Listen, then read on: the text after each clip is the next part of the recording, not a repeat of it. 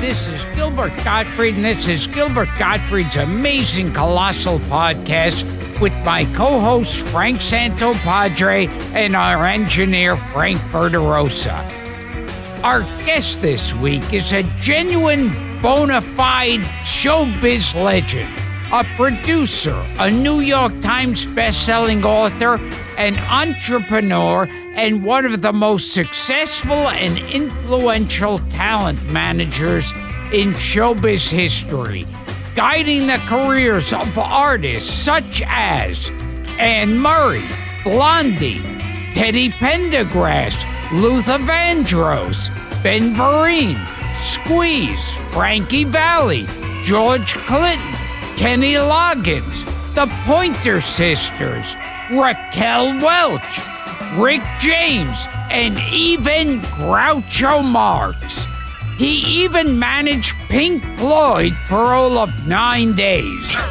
And he's still working with his original client and longtime friend, Alice Cooper. He's also a movie producer, helping bring to the screen award-winning films like The Duelist, Kiss of the Spider-Woman, Rhodey, Stop Making Sense, Choose Me, The Whales of August, Wes Craven's Shocker, and John Carpenter's They Live. But that's not all. He also created the concept of the celebrity chef, directing the careers of Wolfgang Puck, Emeril Lagasse, Nobu Matsuhisa. Close? Close enough. And Daniel Boulud, among others. His best-selling memoir is entitled They Call Me Supermensch. And he's also the subject of the Mike Myers directed documentary Supermensch, The Legend of Shep Gordon, which was released to rave reviews in 2016 and featured longtime friends Sylvester Stallone, Michael Douglas, and Willie Nelson. Please welcome to the podcast mentor, advisor, spiritual guru, master promoter, marketing genius, idol maker, and the man who came up with the brilliant idea of rapping a rock and roll record in women's panties. The one and only Shep Gordon. Whew, now I know why I'm tired. Well, thanks. You said your documentary was like a eulogy. That's like a eulogy. Yeah, it's all a eulogy. My life has turned into a eulogy.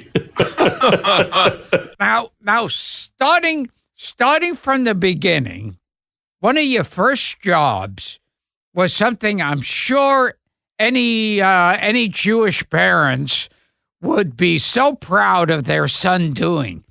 You were a security guard in a prison. Yeah, I was actually a probation officer.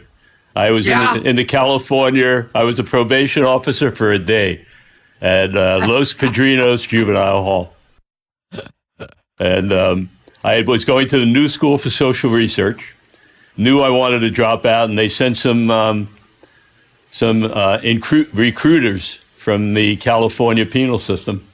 And I said, I was a Jewish kid from Manhattan who thought of myself as the savior on a white horse. And it was the Reagan era when people like me, hippies, I was a full-on hippie, were getting persecuted. And I said, I'm going to go save these kids.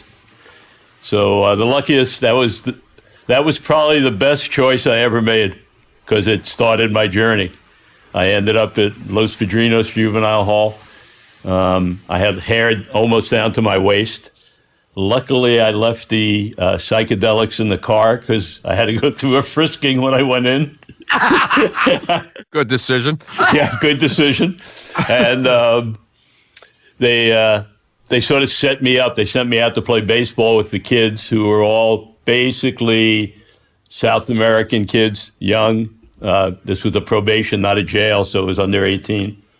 And I guess they gave them instructions that I was going to be the baseball, and all the guards left, and the kids came around me, and didn't really hurt me, but I got the message, and I left that night and drove into LA and checked into a motel. I had about 10 days worth of money in a cheap motel. It was, I think, $50 a night, and took some psychedelics. You saw a vacancy sign, right? Saw a vacancy sign. It was actually right next to the Magic Castle, but I didn't know about the Magic Castle in those days. It was all fake because I got off the freeway and I got in the right lane. I was trying to get to Hollywood, but you had to make a right on Franklin Boulevard, which is where this motel was. And it's our vacancy. Went in, checked in room 224. Still remember the room in the corner. And I heard a girl screaming.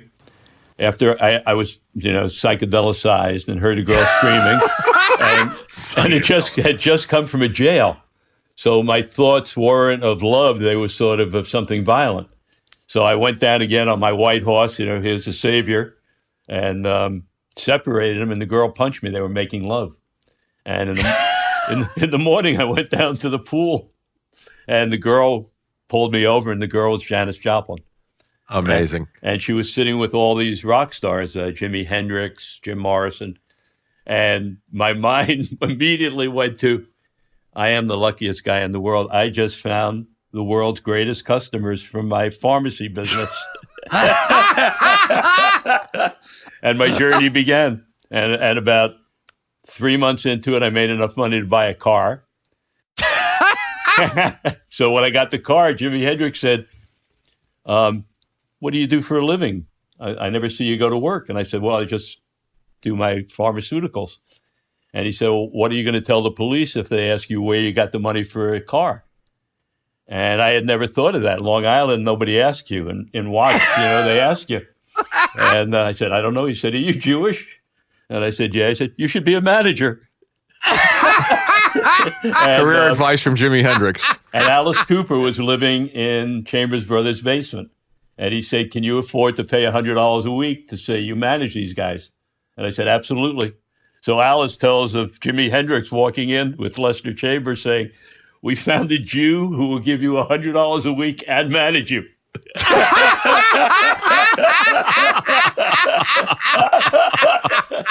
And the journey began.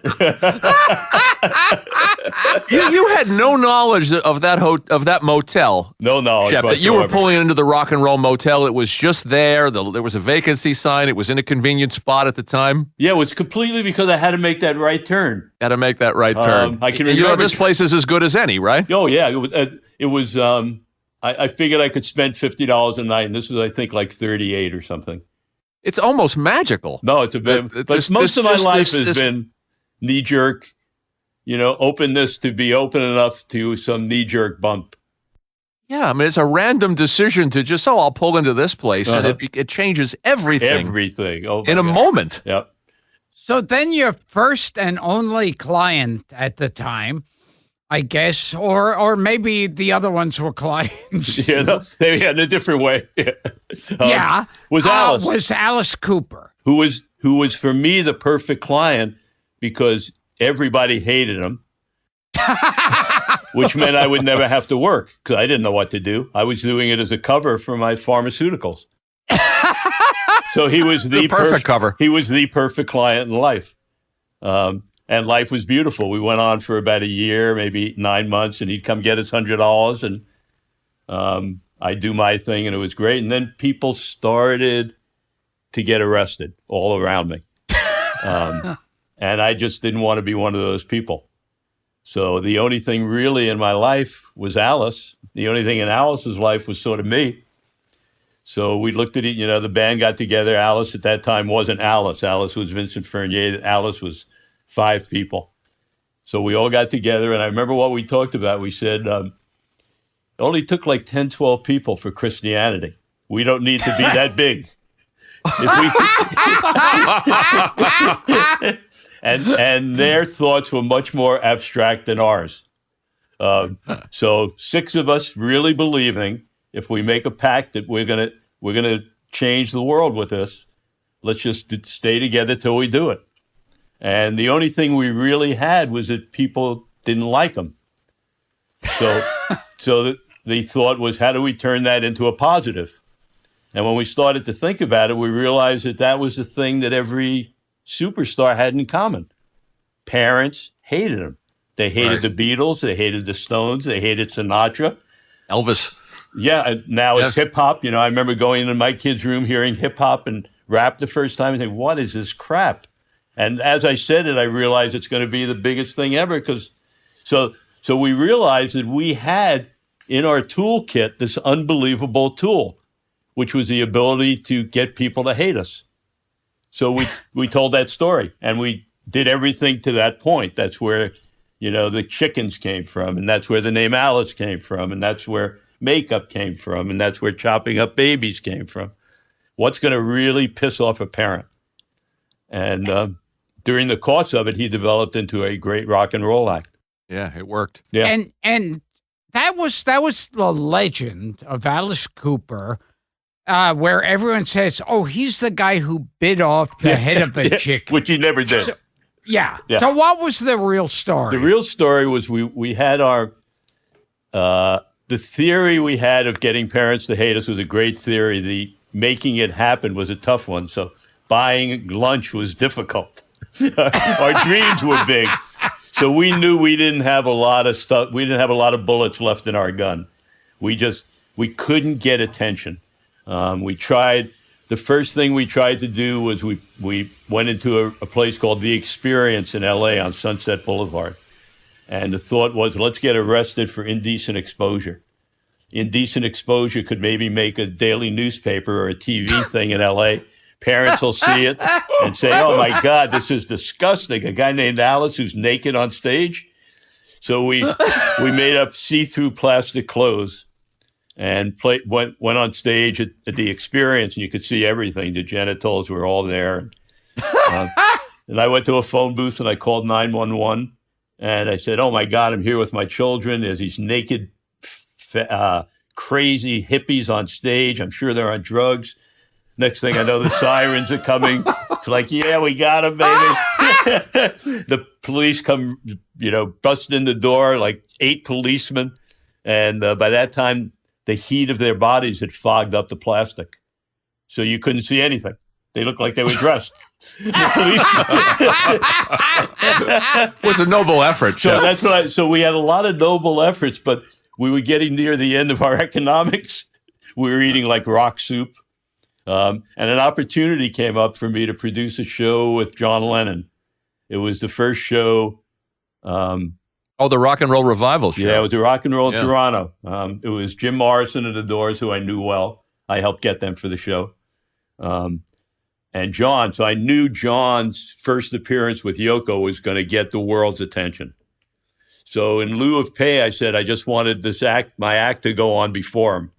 And they agreed to it because it was too late in the game. They couldn't get rid of me, and that was the only way I was going to do it. So you put Alice between the Doors and John Lennon. Yep. And Jim was very cool with it. Jim loved Alice. They were really good friends. He understood this was sort of make it or break it for us. And we had to do something outrageous. And I couldn't think of anything outrageous. So we did. The thing we were doing was we had feather pillows in the hotel room and CO2 tanks and fire extinguishers. So we were able to open up the pillowcase and blow it out with CO2 every day, as long as we stayed in hotels that had feathers. So that was part of our show. And I was driving to the show trying to figure out what to do. And we got to the show, there were these, what do you call them, feral chickens? Yeah, running around the field. Wild chickens. So I said, this is it. So I just put one in a laundry bag from backstage and, snuck to the stage. And when the feathers started to go on stage, I threw the chicken. And Alice saw the chicken. And he assumed the chicken could fly. So he threw it to the audience. And the audience just ripped it apart. They were frenzied. And that became Alice bit the head off a chicken and drank the blood. And we never said it wasn't so. We were thrilled that was the story, but it wasn't. You went with it. We went with it. Yeah. Print the legend. Yeah. truth wasn't our biggest factor at the. Well, didn't that lead to the ASPCA following you guys around for years? Every single show. That's sort of where the snake came from, because we figured as long as they're there, we might as well really irritate them. So what other animal could we introduce into the show that would really freak them out? And the snake came up. So it was a double header. They were after us for the snake and for the chicken every night. But that would make the 6 o'clock news. And that's what we wanted. We wanted on the 6 o'clock news, the most respectable people in the city saying, "Oh, this disgusting guy is in your town tonight. Don't let your kids out to go see him." That's what worked for us. And you in England, you took a big picture of Alice Cooper naked. With Derek Taylor. Yeah, with a snake wrapped around him, and had this guy just drive around Piccadilly Circus and then just stop. That's a great one. It was the same theory. It was I went to London. We had put Wembley up on sale. I thought that because we were starting to sell tickets in America, we would in England, but I got into town about 5 days early, and ticket sales were very weak, and they took me into the office of this gentleman, Derek Taylor, who I had never met, who was just one of the most brilliant people I've ever met. He was the fifth Beatle, great character, always had a cigarette dangling from his mouth. And when I went in his office, George Harrison was there in these white robes. He had just come from India. It was sort of that period of time, the Beatles in India. And Harry Nilsson was in there, and a whole bunch of people. And I had to wait like 3-4 hours to get his attention. Then he sort of said, "What can I help you? I know my president sent you down." I said, "I have this band, Alice Cooper." And he said, "I haven't heard of him." And he said, "Tell me about him." So I explained a bit about him. And he said, "What can I help you with?" And I said, I need a way to rapidly piss off every parent in England. And I only have 3 days to do it. And he said, we started talking, and I said, "I just come from New York, and Richard Avedon took this picture of Alice naked with a boa constrictor wrapped around his penis." And Derek said, "Well, let's see, let's talk about it." He said, "Every family, where can you get every family? You can get them at morning news on the BBC. They watch traffic. You could get them maybe in the newspaper, but 3 days is tough for a newspaper story for me to get a reporter." So when he said traffic, I said, "Well, do they watch traffic every morning?" He said, "Yeah." I said, "What about if we took that picture and put it on a big thing and broke it down? Would they cover that?" He said, "Absolutely." And he's the one who came with Piccadilly. It ended up backing up traffic for about 25 miles. He broke down the truck 3 times. Went to jail. Same police every time came over to get the truck away. Was the driver worried he was going to get arrested, Shep? He knew he was going to get arrested, but we told him we'd cover him. But the best part of it was that what we didn't expect was the next day, one of the MPs in Parliament introduced a bill to ban Alice from coming into the country to do the show. So the London papers had a picture of the billboard with Alice naked, and the story about being banned in England, that this MP was trying to ban us.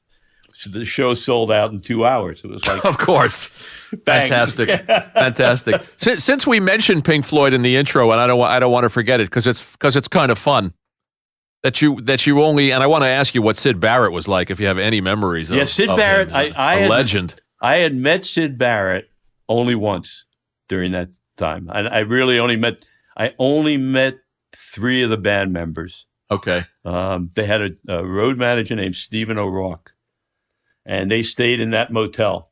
Same motel. And Jimmy and Lester wanted me to develop a business. That you should manage other people.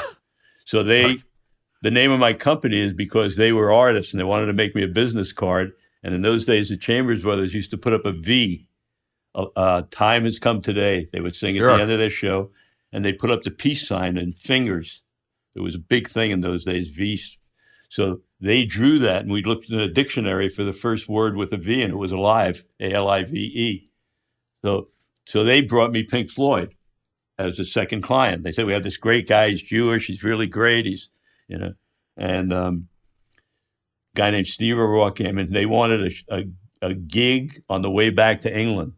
They were going back like 10 days later, and I knew nothing. I didn't even know what a gig was. I had to ask what a gig was when they left the room. But Lester called a guy in Chicago and booked him at this the hot club in Chicago the following weekend. It was a guy named Aaron Russo, very famous guy in the music business, was married to Bette Midler, ran for mayor of Las I know Vegas. the name, yeah. Very, a film producer, too, I think. Film producer, very famous guy. Yeah. And a very famous, lived on the edge of the law, sort of. I don't know how to describe it. So anyway, a Kinetic Playground, which was like the Fillmore.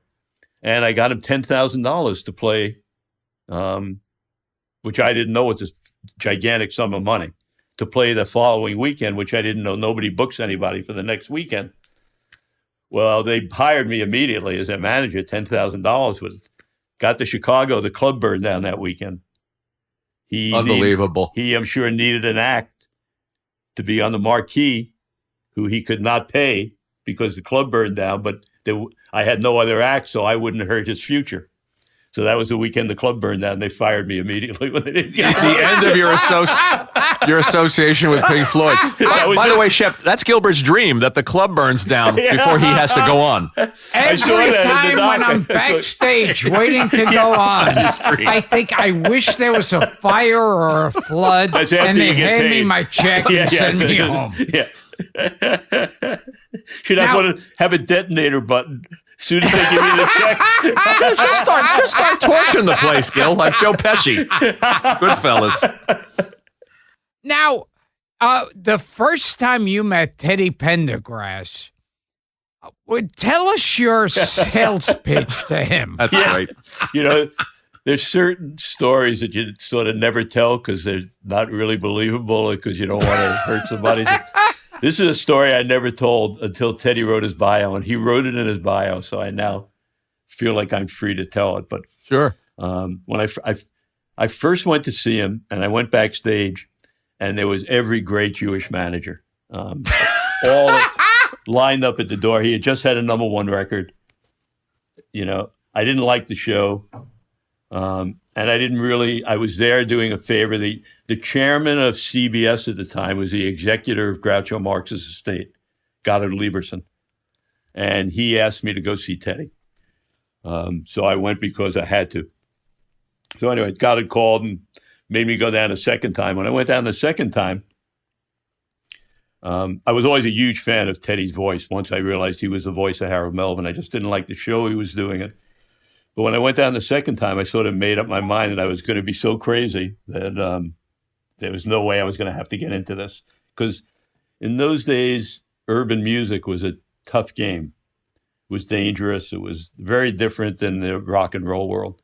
So I get down there, and he lived in an apartment house. In the front of the apartment house is a white Rolls Royce. Says Teddy on the license plate. And, you know, I was a young kid. I wasn't rocking at this point. I was still, you know, checking the bills at the restaurants. How much was the soup? And I go up, and it's a penthouse apartment. I ring the doorbell, and this gorgeous girl comes out in a negligee, just gorgeous, like drop dead gorgeous. And I was always very taken with gorgeous women. It was sort of one of my things. So oh wow. And then I go in, and Teddy walks in the room, and he's the sexiest, most handsome. I can't even describe. When he walks in the room, he owns the room, and it's like pure sex. And here, you know, I'm like this, you know, not even successful yet kid who's, you know, one of 25 other managers. So anyway, he said, thanks for coming down. I said, listen, man, there are not a lot of things I really know in life, but one of the things I do know is that you have no qualifications to determine which one of us is lying to you, because you have met the best liars in the business, and I'm probably one of them. So the criteria of you making a judgment that this guy's going to do a better job for you or this guy's going to do a better job, it means nothing because you're not qualified to make that decision. I said, but here's what the other thing I know. I can get higher than you. I got more beautiful women than you. I can drink more than you. And when you collapse at the end of like nights of partying, I will be there to take the cash out of your pocket. So when you wake up, you still got it. And he just looked at me like I was completely insane. I thought he'd just throw me out and say, and he said, you're right. Let's get together. And 3 weeks later, I got the Atlantic apartment. Atlantic Records had an apartment at the Warwick Hotel. And we got a 2-bedroom suite. And 3 days later, I was managing Teddy. And I managed him for his whole life after that. And he actually tells a story in his bio. What is the story in the book of you running through the streets with the suitcase full of money? That was related to Teddy. Yeah, we were doing 2 shows at the Apollo. And after the first show, and there were sold out shows way in advance, so there was no cash in the box office. And after the first show, the road manager came to me and said, he won't go on, he's left the building. I said, he's what? He's left the building. It's a sold out audience. And he said, he's left the building. And he wouldn't get on the phone with me, wouldn't talk to me. And this is Harlem. This is not funny. This is a sold out crowd. You don't get up there and say, Teddy can't come on. Come back tomorrow for your money. No. I didn't want that on my shoulders. So I called him. I had a business manager, just passed away, Bert Padell, and he had a restaurant client in the Village who, in the restaurant business, you tend to keep cash. So he had $60,000 in cash, which was what I needed. So I took a limousine down to the hotel, picked up the cash, and the limousine broke down about 15 blocks from the theater. So I'm walking, this white Jewish kid walking through Harlem at 10:30 at night with $60. I was so scared, but we got it. We paid everybody off.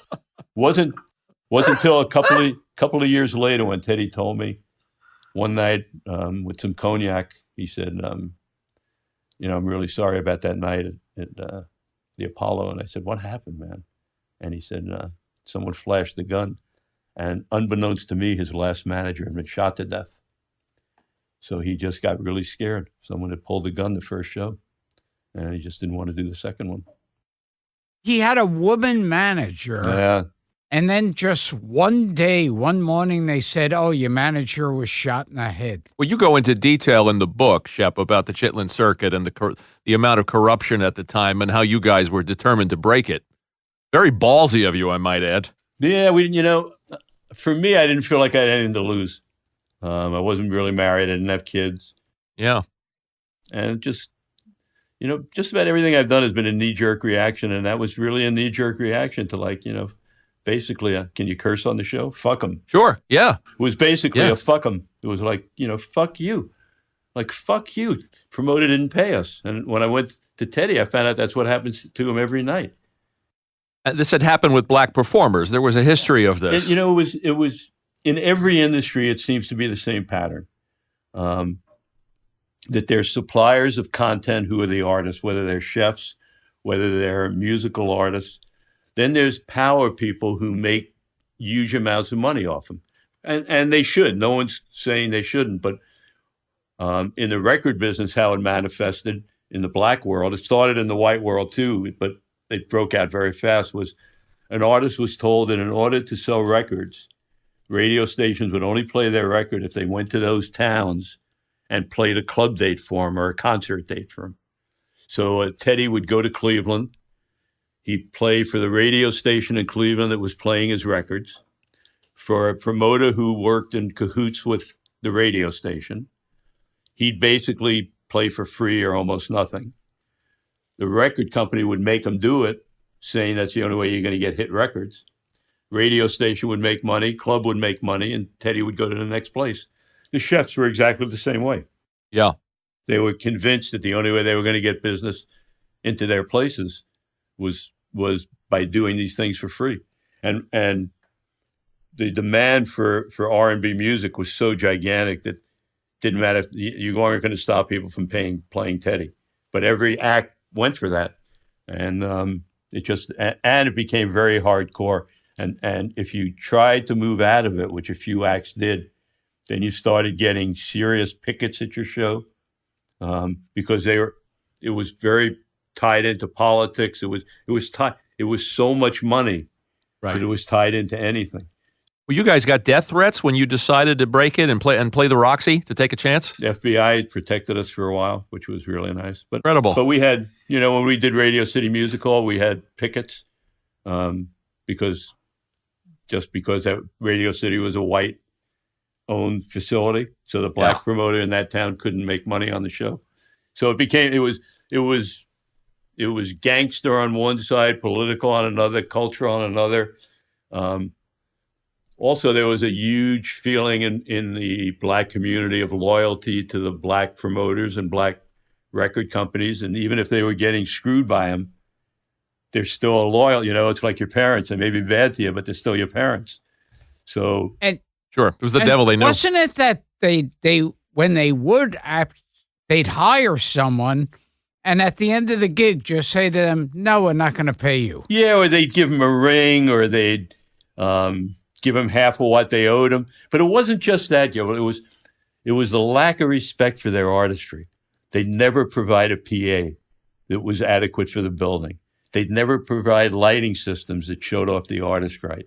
So it wasn't just that they weren't allowing them the resources for doing it. They were making them compromise their artistry. A pattern of disrespect. Just a total pattern. And that's what got me to like the fuck, fuck Yeah. you. It was Teddy's first date. He went on 30 minutes late because the PA system was being used at the Holiday Inn. And they were doubling up the system. And they sold 8,000 seats in a building Alice had been to 4 months before and sold 6,000 seats. We got paid a lot of money. He got paid nothing. And you, well, this is on a lighter topic, but also with Teddy. He was doing a concert with thousands of people, mostly women, who were in love. They were all like sexually turned on by Teddy Pendergrass.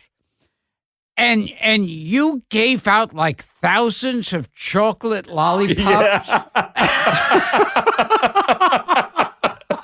Like we said, master promoter. What I always tried to do for my artists was I always tried to get ahead a little bit and write our own headlines.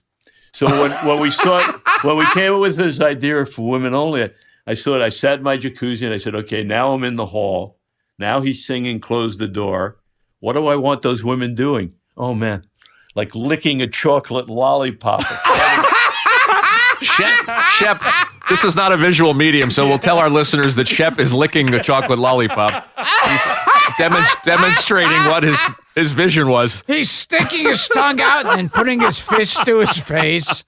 And so it was like symbolically thousands of women sucking his exactly. Yeah. What could be greater? Not subtle. What could be greater? What a great fantasy. Yeah. I want to try that at one of my shows. You should. A little halva.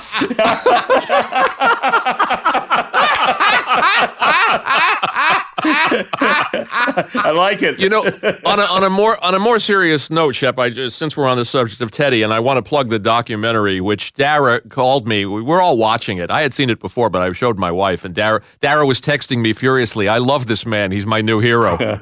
And I've seen it a few times. I cry every time I see it. Oh, it's beautiful for so many reasons, and Mike did a wonderful job. But one of the most touching moments in it, were not a dry eye in the house, is when you basically got Teddy back on stage at Live Aid after his terrible accident. Yeah.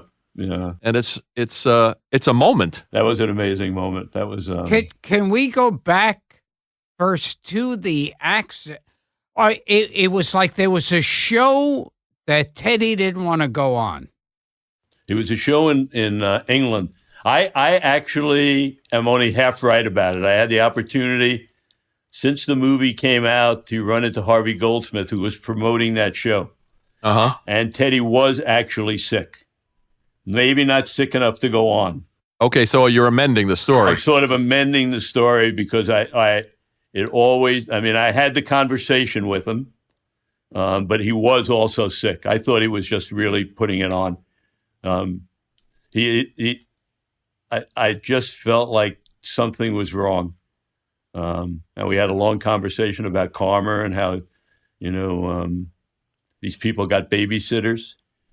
They've planned for this for months and months and months. This stuff comes back to haunt you. And that was the last show he did.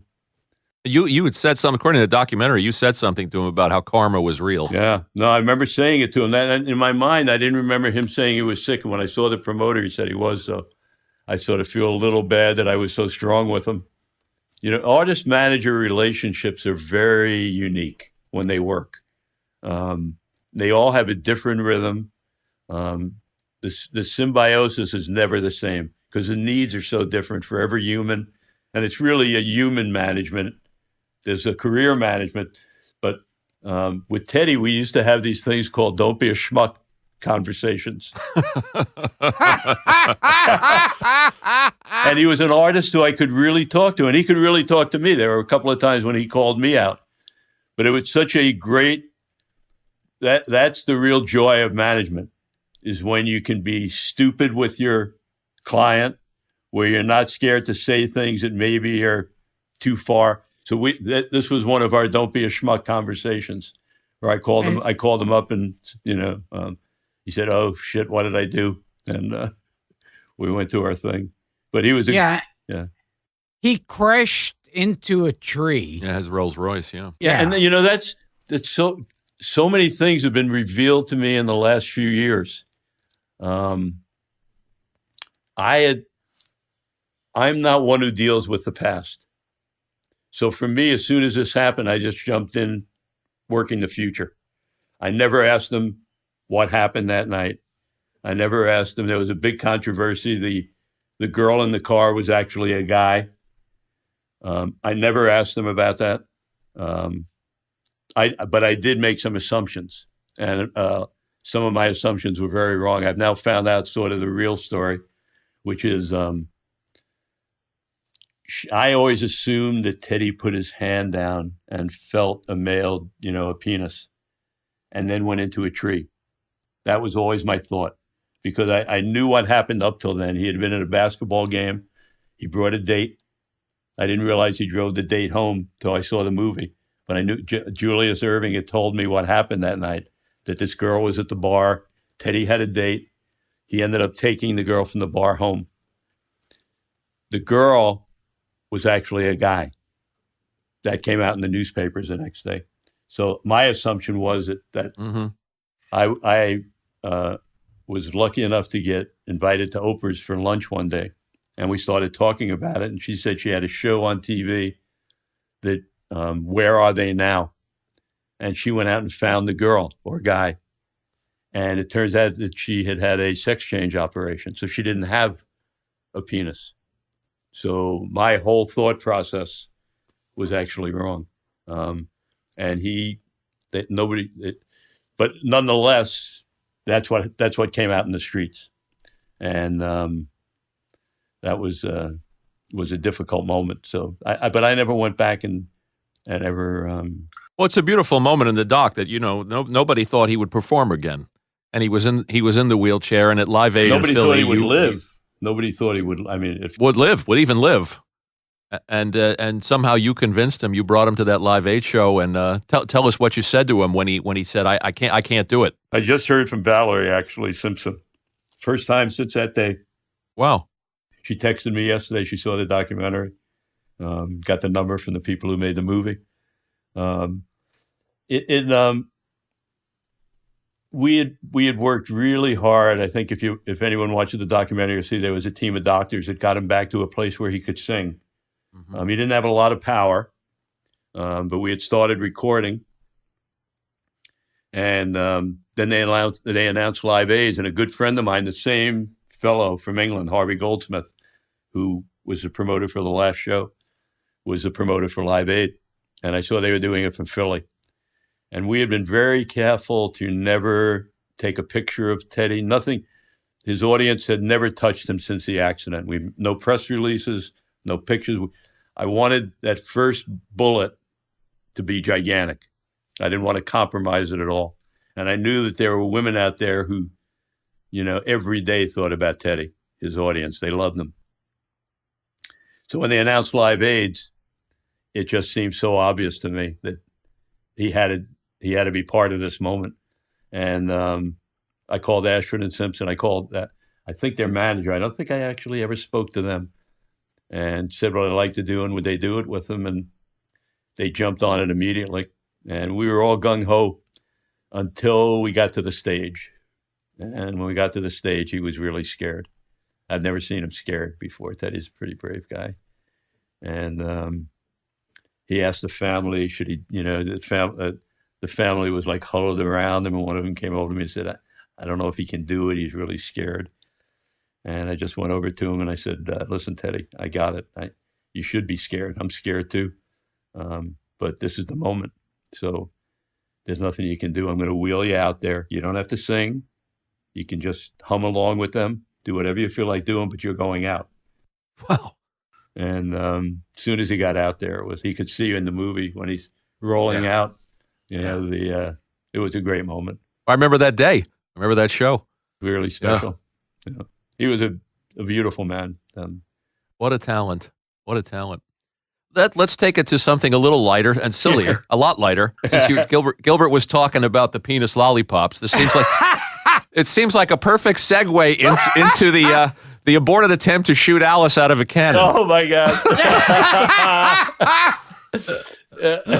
So, when I talk to young people too, I always tell them that the failures are sometimes more important than the successes.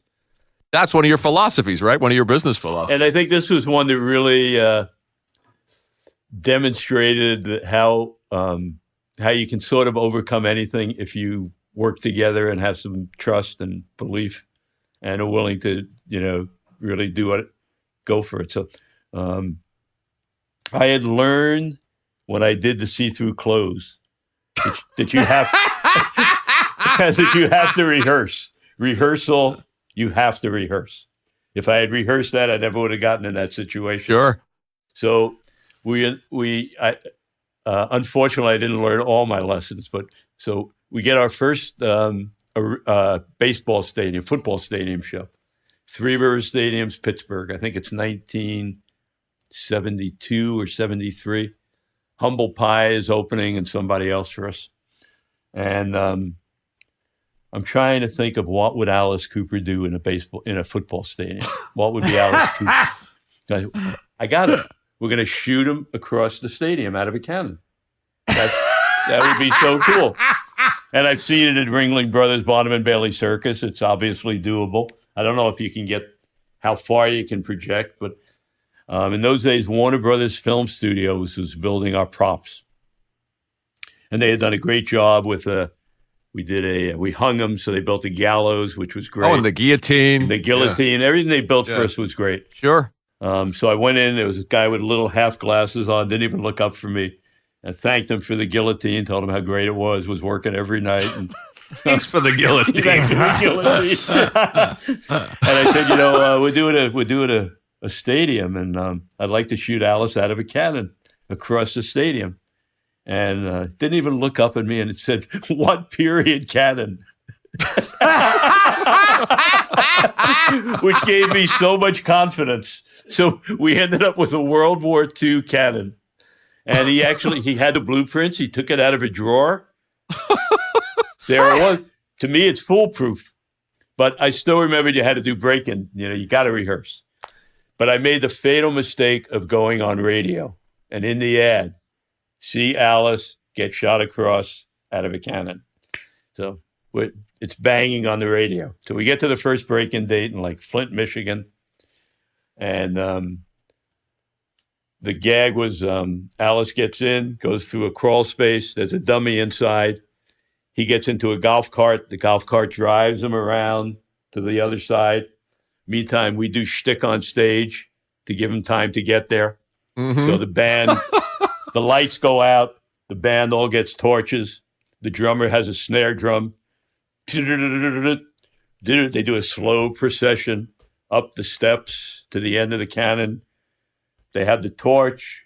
They light the fuse. Slow burn down. Explosion over the PA. Smoke everywhere. Spotlight hits Alice. The only problem is the dummy came out 1 foot.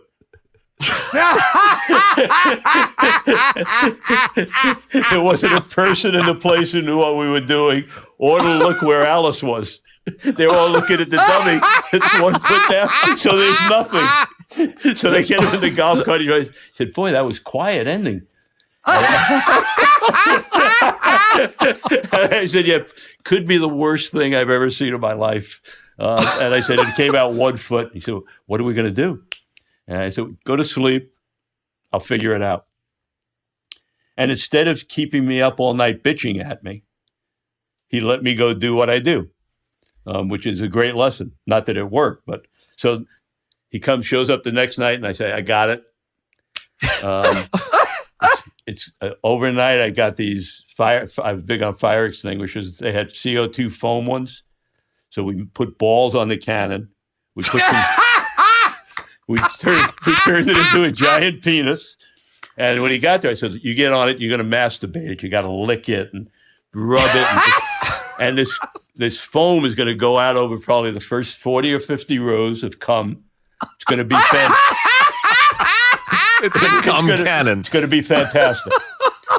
So he gets on the the last song, he gets on the cannon. He's working so hard. He's licking it. He's rubbing it. He's scratching the testicles. The foam drips out. It's like, one little drip comes out of the end of the cannon. There's nobody who knows what it's supposed to be. It's like, what is this guy fucking doing? So now we're 1 day away from see Alice get shot out of the cannon. There's 55,000 people waiting. So what are we going to do? I go to sleep. I got it covered. No problem. He said, "Well, you didn't really get it covered last night." I said, "No, but I got it. So the end of the story is he shows up that night and he says, "So what are we going to do?" I said, "Well, I don't want to tell you the whole middle. The end is you're probably going to spend the night in the local hospital here." And he, "What?" And I said, I have this premonition that the cannon's going to blow up while you're in it." And he said, "You got to be kidding me." I said, "No, we got a film crew here from Pittsburgh. They're going to see you get in it. They're going to see the cannon blow up. They're going to see the ambulance rush up. They're going to follow the ambulance to the hospital. We're going to have one of the roadies in a doctor's outfit who's going to do a press conference around the corner for the hospital saying that you got burned, but that you want the show to go on, but that I'm going to make you do the show." The doctor is saying, "But we're going to make him do the show from a wheelchair. He can't be standing." And it hit the news in Pittsburgh, and we did the show from a wheelchair. And Gilbert's taking notes, Shep. Let's incorporate this. You need a little bit of this in your stage show, Gil. And there was one thing you said, the 3 things you say a manager does. That was told to me by Jerry Wexler, one of the great old record managers. You want to be a good manager, you got to get the money, never forget to get the money, and always remember to never forget to get the money. Right. Well, somebody who knew that what you guys were going for, and you say this in the doc and also in the book, you guys were it kind of hit you that it was vaudeville. Oh yeah, completely. That the music was one thing, but you guys were a little bit of P.T. Barnum. Oh yeah, we love that era and love doing that stuff, and still do. Alice still. You go to an Alice show and it's fun. It's it's a beginning, a middle, and an end, and it's fun. I saw one of those guillotine shows as a kid. Yeah, it's great. Yeah. And you also had a thing of you would warn people you signed on. Like you said something like, "I'll have you work really hard and then you'll be in rehab." What I would say to him is, if I do my job perfectly, I will probably kill you.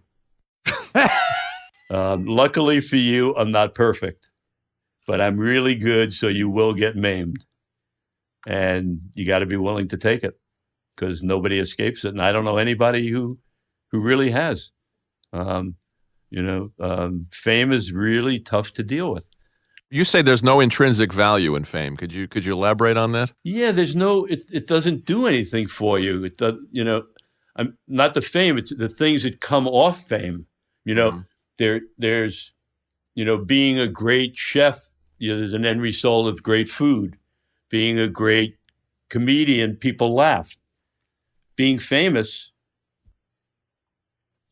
you get a parking spot. There's no intrinsic value to it. It's a manufactured, artificial, sometimes for a good reason, sometimes for bad reason, but it has no, it's vapor, and it's a dangerous vapor, because I'm not a psychologist, so I can't say why, but I am a sociologist by sort of college, and all you have to do is look at everyone who's famous, and luckily the majority recover, but I don't know anybody who hasn't had a big fall. Well, it's sort of the specter in the doc, that for all the good times that you're having and all the adventures that you're having. Janice died at 27. Yes, Jimmy that's died. what I mean. It's Jim Morrison died. Teddy had the terrible accident. You're kind of you're stalked by it a little bit, if I may say. And Alice rehab. I mean, every friend I Alice have in rehab is either dead or rehabbed. Every famous friend, which doesn't exist for my friends from college or from high school. You go through them, and not everyone. It's a very different journey. Not that it's an easy journey, of course, but there's something, and I don't know if it's the personality that drives to become famous that is the problem, or the fame itself that is the problem. I don't know which came first, the chicken or the egg, but you have to be a fool to take fame lightly when you see what it does to people. And you've been around the most famous people in the universe. Yeah. And fame also is addictive. Oh, so it's all the bad stuff. That's what I mean. There's no intrinsic value to it. It feeds on itself. It's completely addictive. It finds you doing things that you would never think in a million years to do to try and get more fame or to keep the fame. And it usually ends up in this yin and yang where you will do anything. You pay $15,000 a month to get famous, and if someone says hello to you in a restaurant, you freak out. So you're fighting to become the person that you don't want to be. It's the circle is so bizarre. Fascinating. I always said to my artists when they would get angry when someone came over for an autograph, I said, no. The time to get angry is when they don't come over for the autograph. Yeah. That's when you get angry. That's great. Yeah. And if we could go to another topic, one I was fascinated by, you also handled, of all these rock and soul performers, I know where you're going. Groucho Marx. The greatest. Yeah, how did Groucho come into your orbit and Alice's? Groucho came into my orbit. Alice called me up one day, and he said, "You won't believe where I was last night." And I said, "Where is it?" I was watching TV with Groucho Marx in his bed.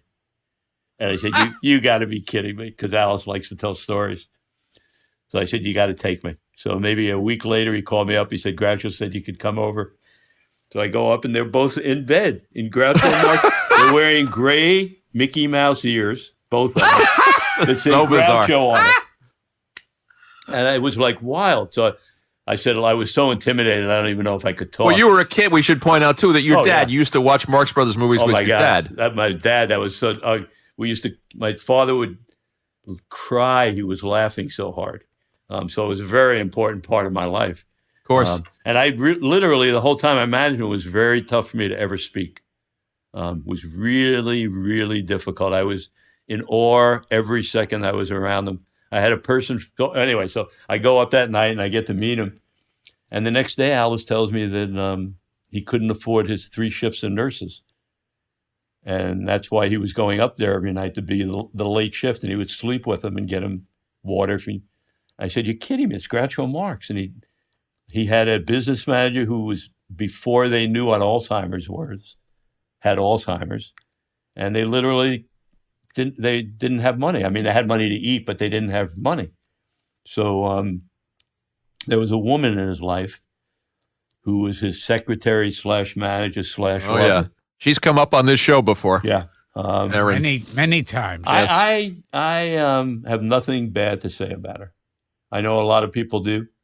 But I came in after she was there. She's the one who hired me. Aaron Fleming. Aaron Fleming, thank you. And it was amazing because Groucho would be slumped over, no expression on his face, inanimate, and she would walk in the room and he would get 8 inches taller, a huge smile, start telling jokes. She'd leave the room, he'd go right back down. It was like a marionette. So she made him happy. And that's all I really cared about. And wow. I believe the stories that maybe she gave him sedatives when she wanted to go out. But that was at that period when they couldn't afford the shifts of nurses. So anyway, I came in, she hired me. I put a guy named Bill Owens who set up an office in their house. And the main thing we did was get the TV show back on the air, who were 95% of the contestants were SAG actors. You bet your life. Yeah. So I never knew that. I found that out in your book. So we had to go back and renegotiate with the estates to get a rate that would afford it to be syndicated. And then I did a birthday party for him. It was Albert Brooks, I think, last time he did stand-up. Wow. He performed for Groucho at somewhere, I forgot where we went. But there was a group up at Groucho's house, Bud Cort, Marvin Hamlish, Jeff Bridges. And they were the house band. And when you ate dinner at Groucho's house, you had to perform after dinner something you didn't normally do. So Alice would read a book and have, arpeggio. Marvin would give him this big arpeggio, or he'd dance. I would read contracts to music. Where to for? Groucho would always throw me out of the room, like, get out of here. But he would, every time I'd be with him, every single time, he'd have an opportunity to come up where he would say, "This guy's Shep, my manager?" And someone would say to him, "Yeah, that's Shep." He'd say, "Funny, you don't look like a crook."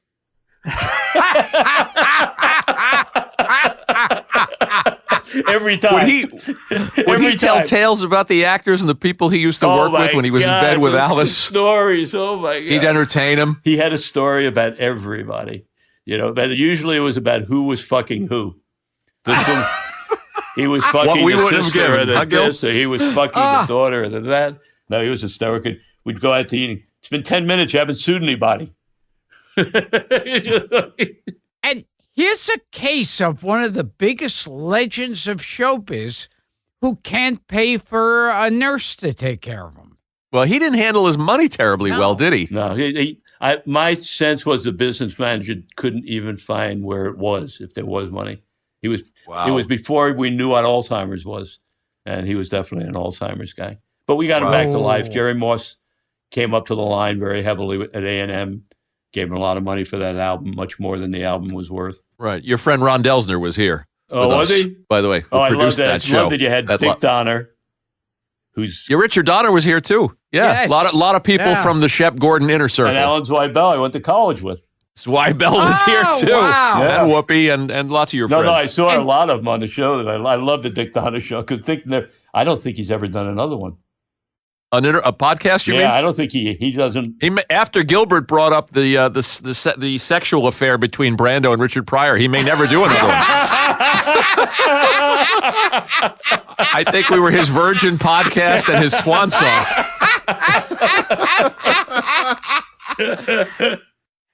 And you were talking about your father. And you said, growing up, you didn't know. He's your father. You didn't know anything about him. And you weren't concerned with anything. And then you said that you found out he gave up his entire life. Yeah. You only know what you know. Sure. And childhood is a strange thing. I had a very bizarre childhood. My mother was a very strong personality.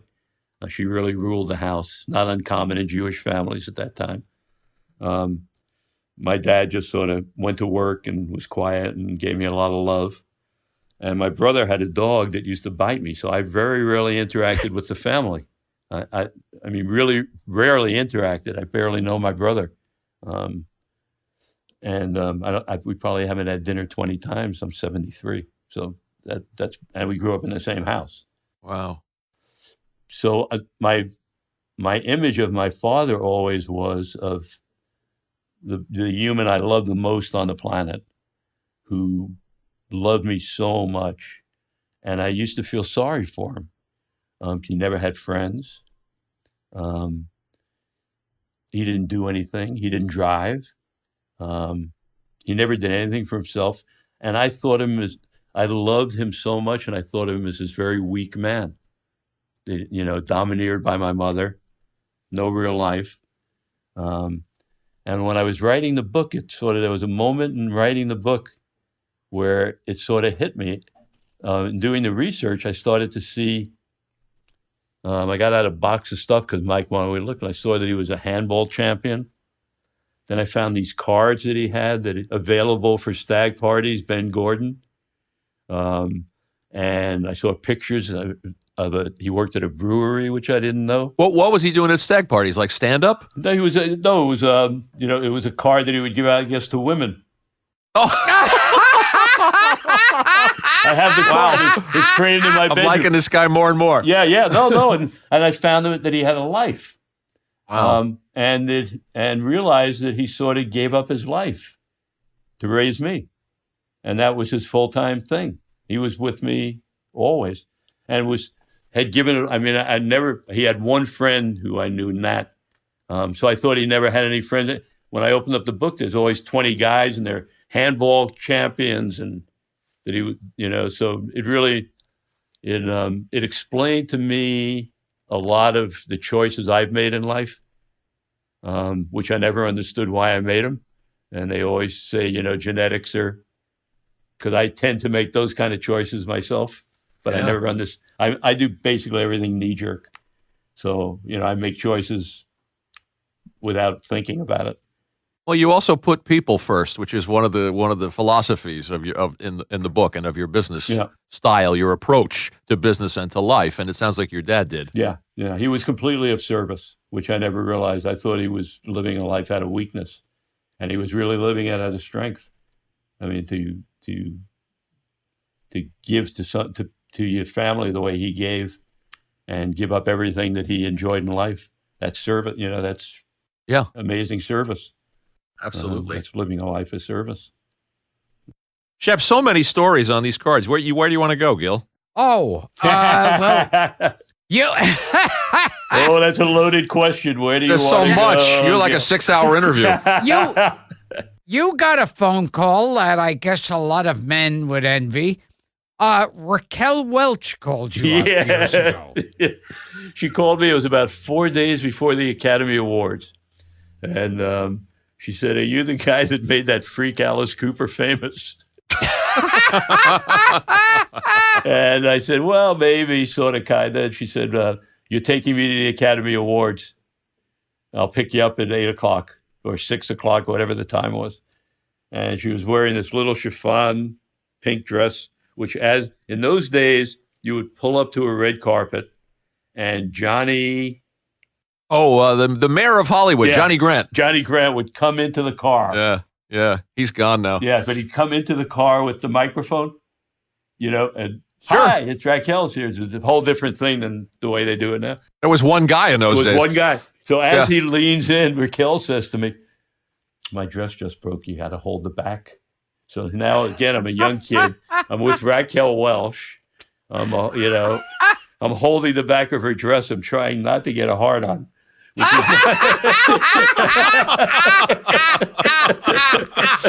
Probably didn't do too well at that. So anyway, I ended.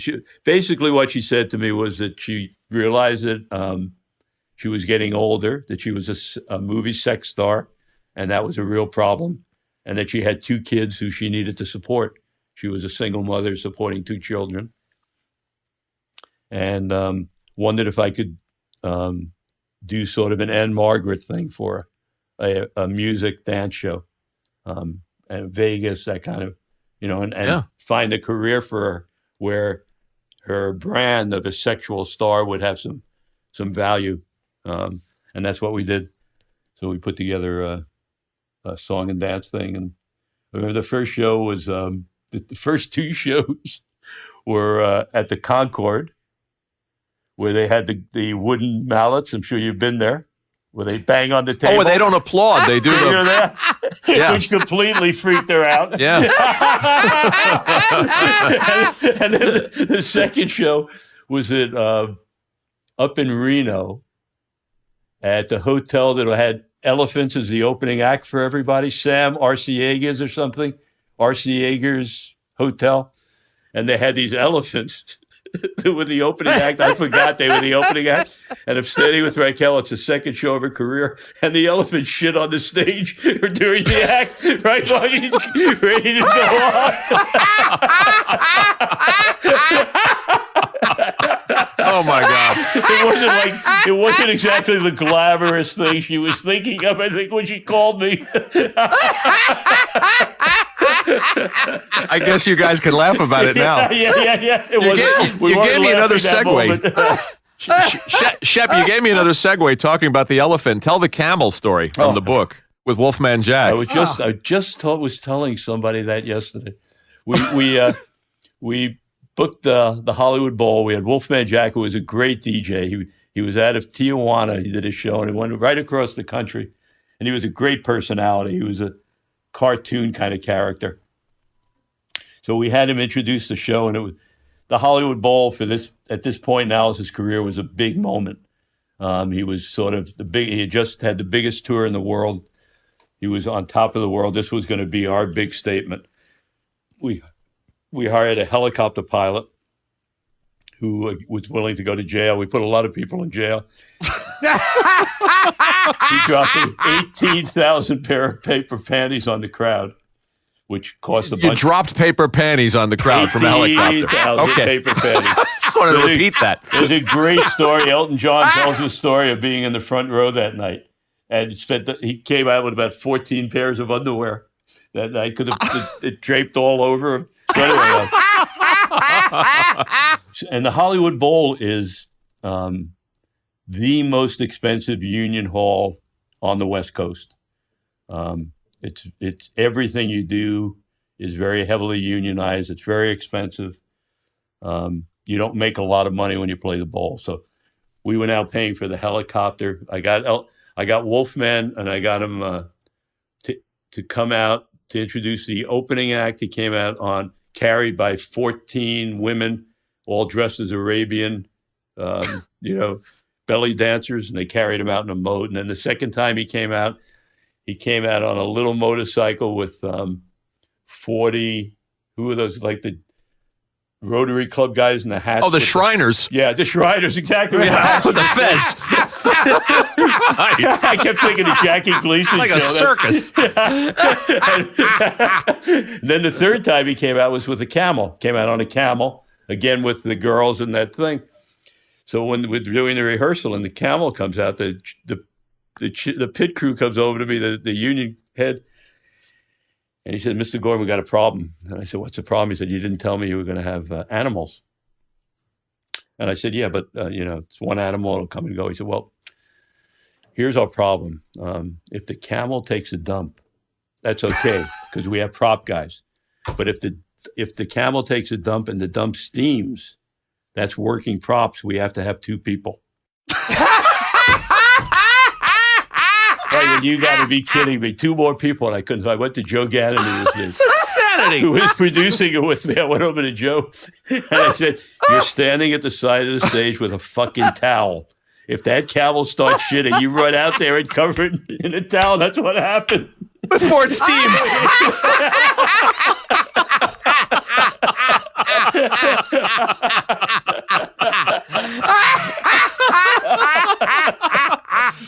Those are some stringent union rules. I didn't want to ask him, steams, it's two guys, right? I didn't want to ask him how much steam. Is there a line, like a steam line? That is so good. We got to ask, it's in the intro, Shep, we got to ask about the School's Out album. Yep. And specifically, which is, again, the days when they really put production into albums. There was a great company called Pacific Ioneer, two guys, Tony and Ernie, And I came across him with the Cheech and Chong Big Bamboo album. I don't know if you remember that album. But Sure. Yes. Oh, sure. I Yes. thought that was the coolest album. So I found them and we started working with them. And the idea for, I was always, I always went back to, I always thought my job for my artist was if I could make history rather than wait for history, I could guide where I wanted to go. So I was very aware of things that got newspaper. I would always clip things out of newspapers, or if I'd see something that was really ironic. So I had seen this story that in Baltimore, they confiscated paper panties because they weren't flammable. And when I read it, I just thought, this is so ironic. This is something I can use somewhere with Alice. I had no idea where. I clipped it out of the paper. And when we started working on Schools Out, we were talking about what would really piss off parents. What could we package this album in that would really piss off parents? If a kid brought this home and the parent looked at the album, they, oh, fuck, want to drop it almost and wash their hands. And I said, I've read this story about paper panties in the back of my mind. I said, fuck, if I could get the album stopped at the border for having paper panties, this is cool. So I went to the company and we had a really difficult fight about the paper panties because they were expensive.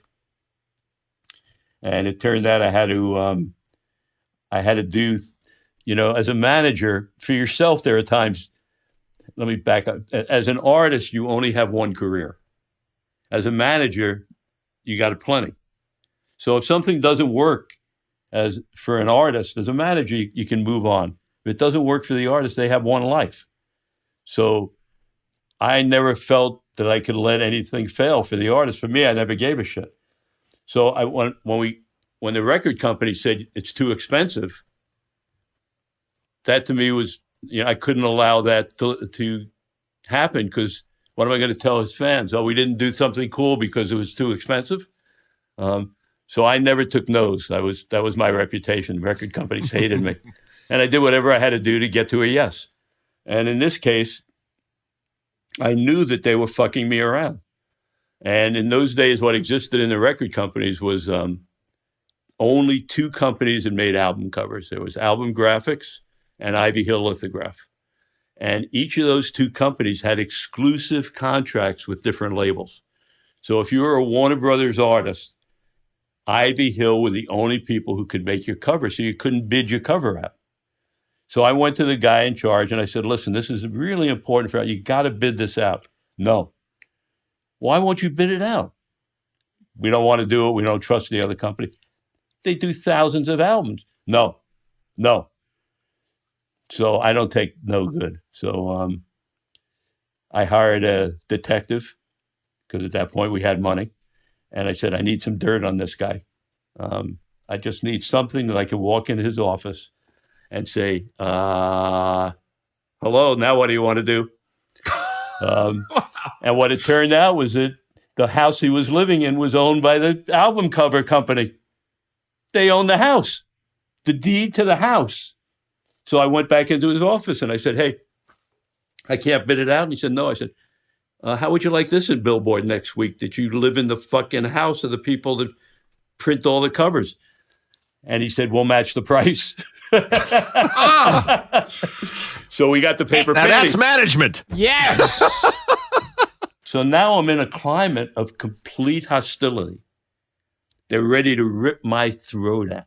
They want. Well, you up the stakes, right? They want this thing to fail so bad. So I can't tell them what my plan is, because my plan was to print up 100,000 albums with the illegal panties, call customs, get them busted, but at the same time order panties from Canada for the other 1.5 million albums that didn't have a flat. But I couldn't tell them because they would kill me. So I had to change it up in midstream. What I did is I had the panties shipped the same day as the album shipped. And I called Baltimore. There's a guy, Tom Zito, who was the music reporter for the Baltimore Sun. And I called him up and I said, I have a major exclusive for you. you got to print it tomorrow. You got to wait 24 hours and then print it. So all of Alice's albums shipped into the stores. Baltimore Sun, biggest panty raid in history, front page. 150,000 paper panties for the new Alice Cooper album have been confiscated at customs because they're flammable. The people at Warner Brothers didn't know that I had ordered from Canada the real ones. They thought they had to take back all 1.5 million albums, and they just fucking freaked. But it was all cool. So anyway, that was. And you had. I miss those days. There was one crazy story. You had a pet cat. Yeah, that disappeared. Yeah, went to Cary Grant. Oh yeah, that's in the doc. It's great. Yeah, it was Far Out. Was a cat. It was this great cat, and it got lost. And I put things up on trees, and I got a call from Cary Grant's housekeeper, who lived down the hill from me, and they said that they had found the cat, and when was a good time for me to come and get it. And then they never returned my calls for a couple of weeks. So finally, I just went down and knocked on the door. I had never met him. The door opened, and there's Cary Grant on a fur rug with my cat and 2 bowls of food playing on the floor. And they actually did, TV Guide did a big story about how the cat sort of brought Cary back to life. So I was going for joint custody, and I just said, I can't do this to Far Out. Far Out was like looking at me going, don't blow this for me, Shep. I got Cary Grant fucking petting me and feeding me.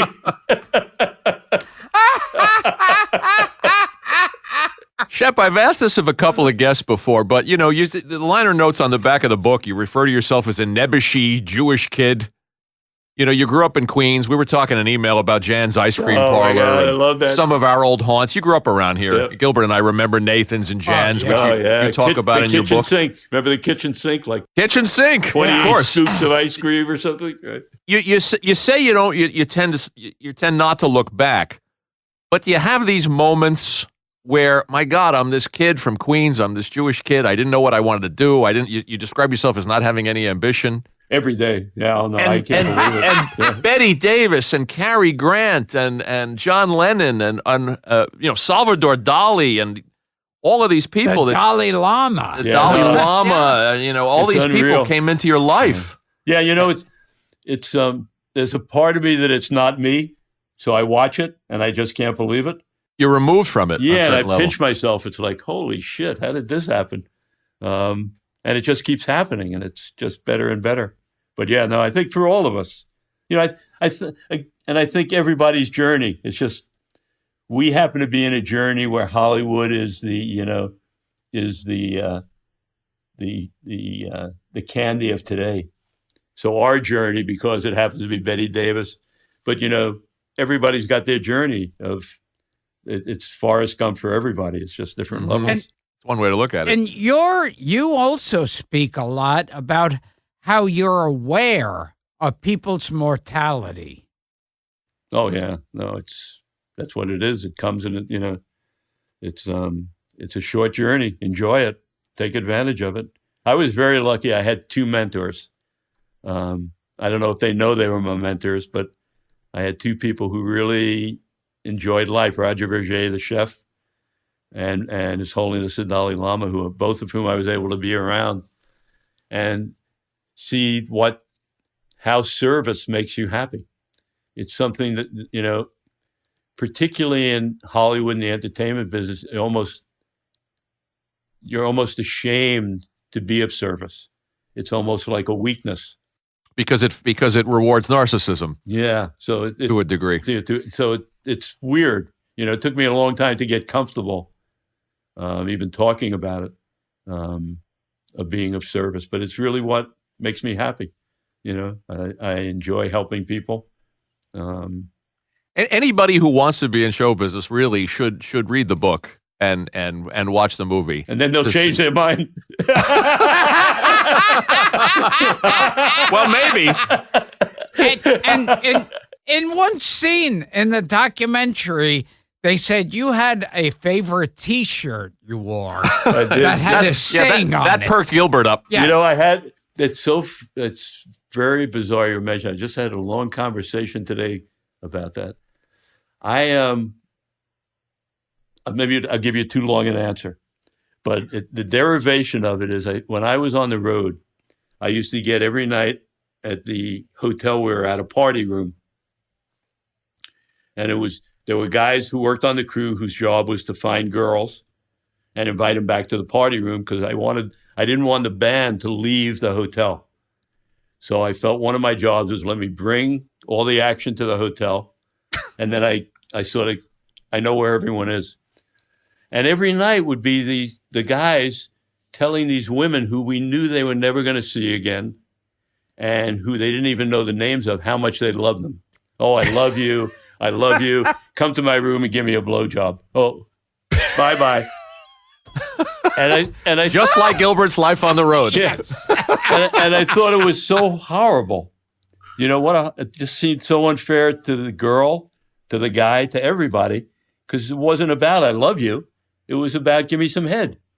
And so I never was willing to play that game, so I got hornier and hornier on the road. And then at one point I said, let me just be honest. Really, they all want to get backstage because they want to go to sleep with the lead singer. I just want to get some head. I have backstage passes. Let me tell the band what I'm doing. And so I went to Alice and the band. I said, listen, I'm the manager. It's not easy for me to get head. I'm going to do this T-shirt and give out some backstage passes. They said, great. So that's what I did. I would walk around with the thing, and if someone would come over to me and say, I want a backstage pass, pretty obvious. I'd have to tell you I love you. It was a transaction. To me, a transaction was an honest and open thing. It's open and honest. Yeah, to me it was. So anyway, that when Mike made the movie, that came back to life. And when I did a lot of personal appearances with the movie and with the book. And invariably, even at the most Summit at Seas, the most liberal of places you could get to, there were always a bunch of women waiting in the lobby with smiles on their faces going, oh, can I get a backstage pass? In good form, or, can I have your baby? Or everything taken in sort of the way it was meant. And then the night that Trump got elected, I was doing a talk at Summit at Sea, which I had done the year before. And after it came, I went outside and women were screaming at me. You're a horrible human. You mistreat women. You should be ashamed of yourself. It completely turned into a Me Too kind of a thing overnight. So wow. I burned the shirts and thrown out the coffee cups. And I don't know if we mentioned the shirt said no head, no backstage pass. Yeah, which was exactly what it was. Well, there's truth in advertising. There's pictures from screenings when the doc came out of everybody wearing them. Yeah. There's you and Mike.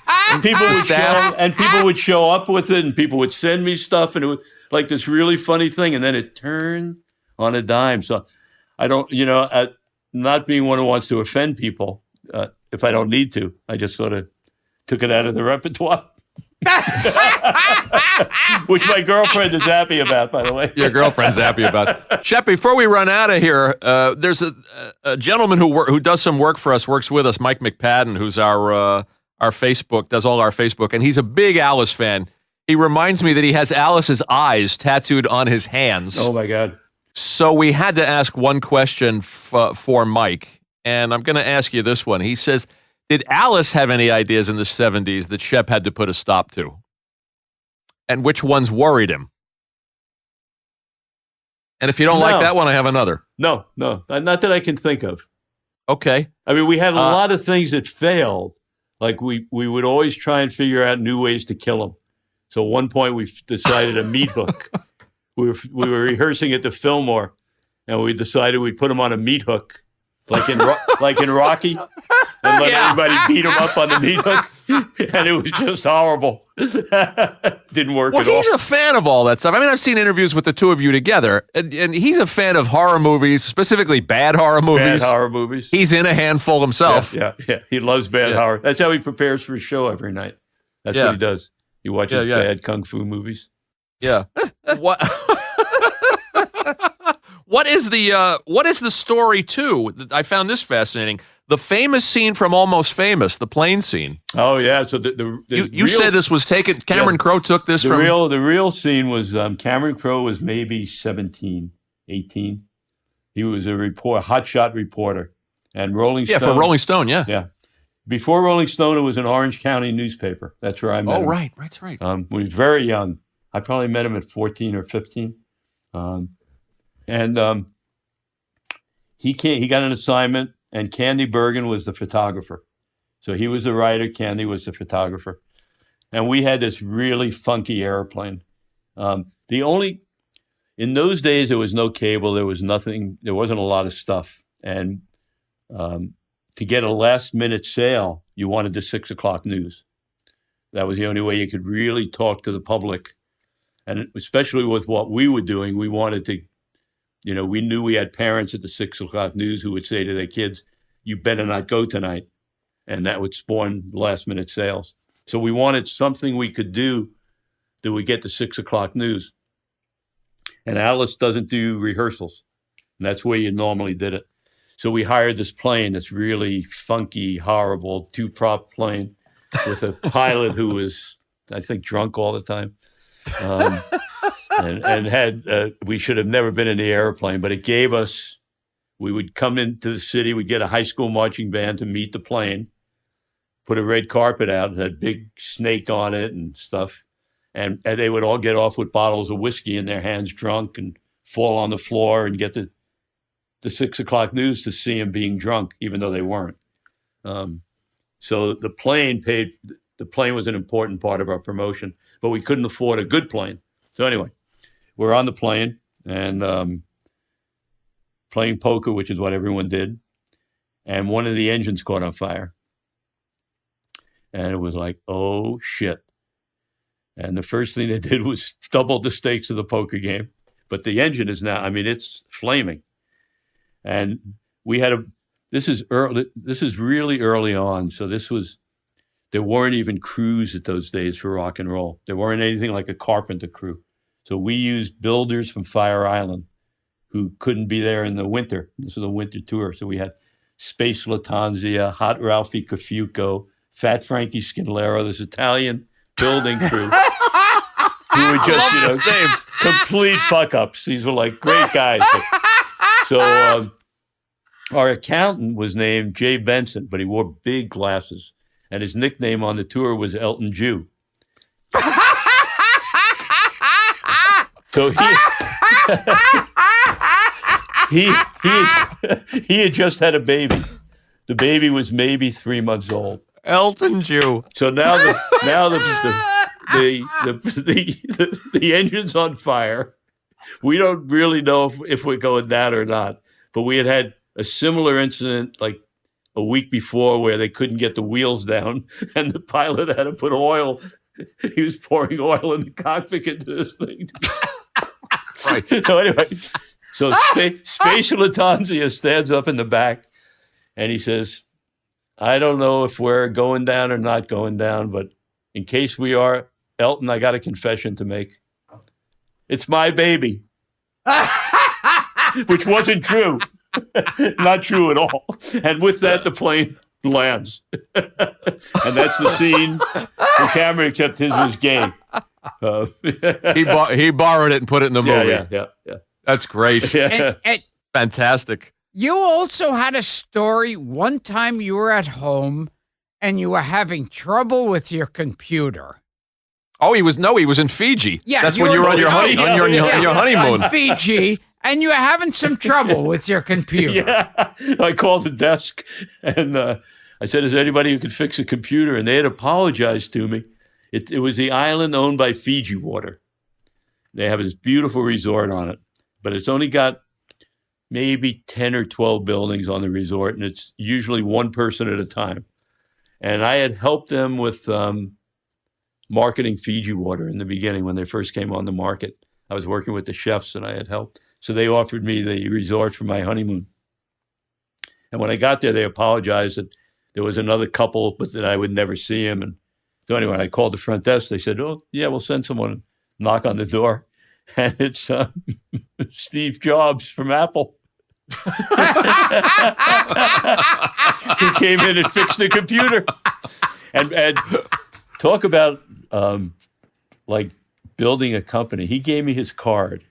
I have his. If we had video, I would show it to you because I carry it all the time. And it's a very simple, just Apple, S. Jobs, phone number, email. And I've had that laminated. And when I have trouble with my computer, I go into an Apple store, and every employee takes photographs with the card.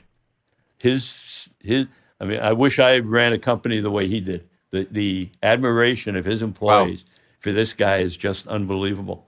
So anyway, it's gotten me a few new computers.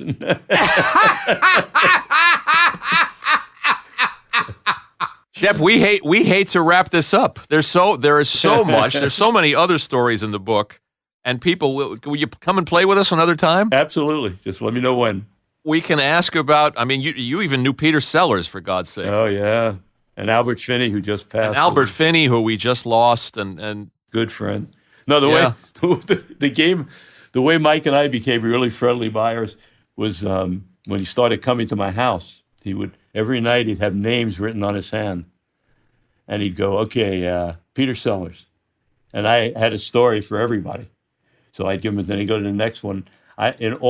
There were a couple of times I didn't have stories, and I just lied and made up stories. But that was what really bonded us together. And he said, "You got to keep." So I've been lucky. The Peter Sellers and oh my god! Did you meet Chaplin too? Do I have that right? Yeah, I sure did. Yeah. Wow. Yeah, a great little Chaplin thing is Michael Jackson. His entire show he took from Charlie Chaplin. The hat, the bowler, the walk, the cane. Think about Michael Jackson on stage. Think about the moonwalk. That's fascinating. Think about the gloves. Think it's all Charlie. And he openly would talk about it, not to the public, but I introduced him to Una, the wife, after Charlie died. And he would openly talk about it. But think about that. Go watch a Charlie Chaplin and watch Michael, and it's the same thing. Jeez. It is fascinating. There's so many people on this list, you know, and in the interest of time, we have to get out of here, but we'll ask you next time if you'll come and play with us again. We didn't get to talk about the Hollywood vampires. Yep. And then that great Anne Murray story, what you did for Anne Murray. Well, let's do I it want to again. ask you about the Thallus story from Buffalo. The Alan Zweibel. We'll give Alan our fans Zweibel something to was look. there. And Alan Zweibel was around during Zweibel, Yeah, right. Zweibel, yeah. We'll have to give our fans something to look forward to, and we'll tell that one next time. But got to plug the book. Yes. I mean, and the movie is great, and it's in addition And to you know, you the having book, a million the book- rock and roll stories. The book What's was that? published by Anthony Bourdain.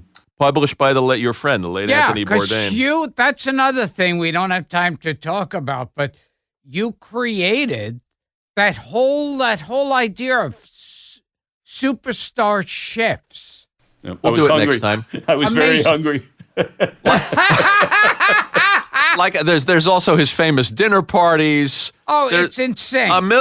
Shep, it's been quite a journey. You say everybody has one, but yours has been. And also, what I love is that your journey happened to pass through the most decadent period of rock and roll. I got really lucky. I got You saw really lucky. the period of excess, so that you saw and experienced everything. Okay, the book is They Call Me Supermensch. My Amazing Adventures in Rock and Roll, Hollywood, and Haute Cuisine. Haute cuisine. Shep Gordon. And we recommend it. And the movie which Mike Myers made, which is a whole other show that we could do and talk about. Well, I enjoyed being with you guys. Fun. And you know something? It's like, as someone like me who's met a million agents and managers over the years, Sorry. you're the only one that people has anything nice to say. That's right. I I second pay that. everyone. I pay everyone. They're on retainer. I'll tell you, Shep, I watched the movie and I turned to my wife and I said, if I'd ever had a Shep Gordon in my life, things would have been different a lot faster.